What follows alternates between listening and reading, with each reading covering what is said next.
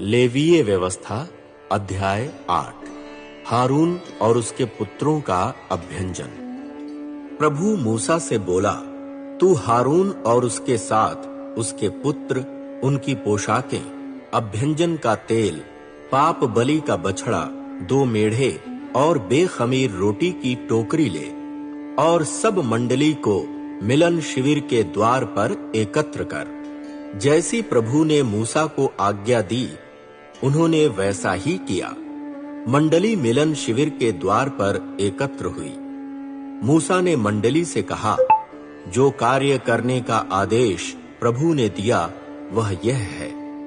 मूसा हारून और उसके पुत्रों को निकट लाए और उन्होंने उनको जल से स्नान कराया। उन्होंने हारून को कुर्ता पहनाया और कुर्ते को कमर बंद से कस दिया। उसे अंगरखा पहनाया, उसके ऊपर उरावरण डाला और कलात्मक ढंग से बुने हुए उरावरण के पट्टे से उसको बांधकर कस दिया। उसको उरपट पहनाया और उसके भीतर उरीम और तुम्मीम रख दिए। उसके सिर पर साफा रखा और उस पर सामने की ओर स्वर्ण पुष्प अर्थात पवित्र किरीट पट लगाया, जैसी प्रभु ने मूसा को आज्ञा दी थी। मूसा ने अभ्यंजन का तेल लिया और निवास स्थान एवं उसमें जो कुछ था उन सब को अभ्यंजित कर पवित्र किया।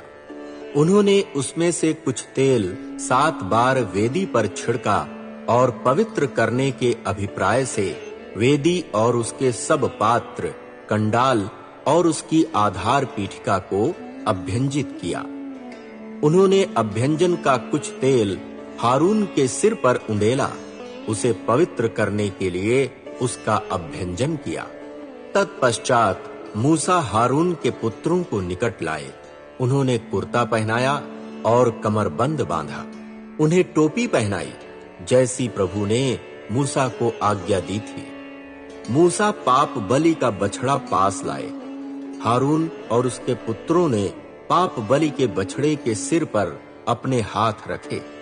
तब मूसा ने उसको बलि किया।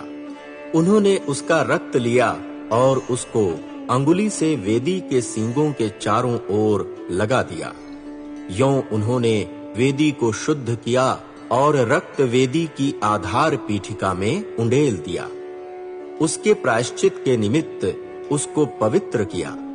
उन्होंने अतड़ियों की चर्बी, कलेजी की झिल्ली और चर्बी सहित दोनों गुर्दों को लेकर उनको वेदी पर जलाया, किंतु उन्होंने बछड़े, उसकी खाल, मांस और गोबर को पड़ाव के बाहर आग में जलाया, जैसी प्रभु ने मूसा को आज्ञा दी थी। तब मूसा ने अग्नि बलि का मेढ़ा अर्पित किया। हारून और उसके पुत्रों ने मेढ़े के सिर पर अपने हाथ रखे।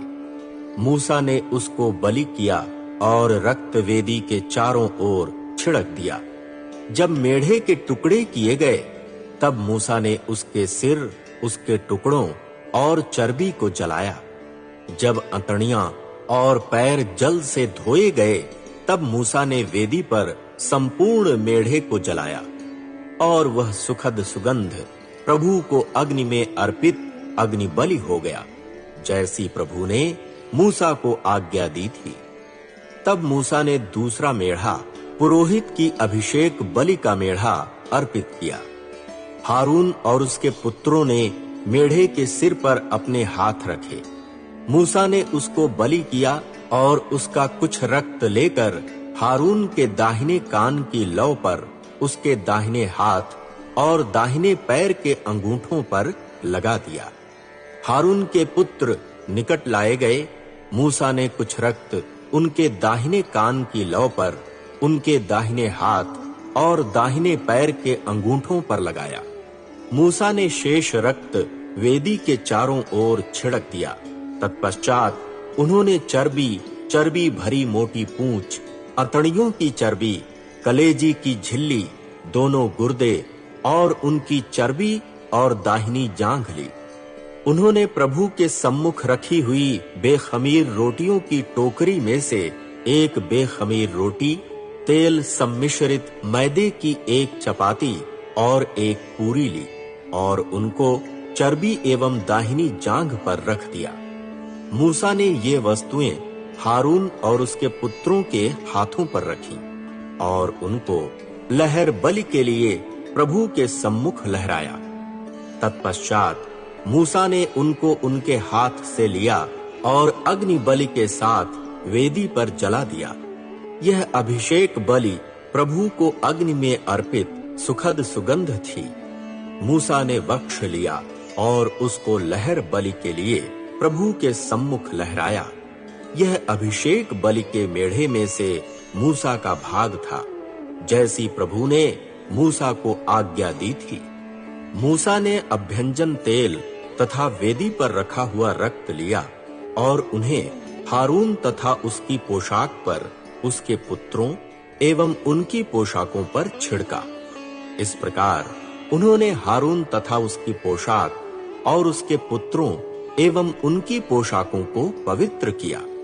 मूसा ने हारून और उसके पुत्रों से कहा, मिलन शिविर के द्वार पर मांस उबालो और वहीं बैठकर उसको एवं अभिषेक बलि की टोकरी की रोटियों को खाओ, जैसा मैंने आदेश दिया था। हारून और उसके पुत्र उसको खाएंगे। मांस और रोटियों के अवशेष को आग में जला देना। तुम 7 दिन तक मिलन शिविर के द्वार से बाहर नहीं निकलोगे, जब तक तुम्हारे अभिषेक संस्कार के दिन न बीत जाएं, क्योंकि पुरोहित पद पर तुम्हारा अभिषेक करने में 7 दिन लगेंगे। जैसा आज किया गया वैसा ही करने की आज्ञा प्रभु ने दी है कि तुम्हारे लिए प्रायश्चित किया जाए। प्रभु ने जिन आज्ञाओं का पालन करने को कहा है, उनका तुम मिलन शिविर के द्वार पर 7 दिन और 7 रात रहकर पालन करोगे, अन्यथा तुम मर जाओगे, क्योंकि ऐसा ही आदेश मुझे दिया गया है। हारून और उसके पुत्रों ने उन सब कार्यों को किया जिनका आदेश प्रभु ने मूसा के द्वारा दिया था।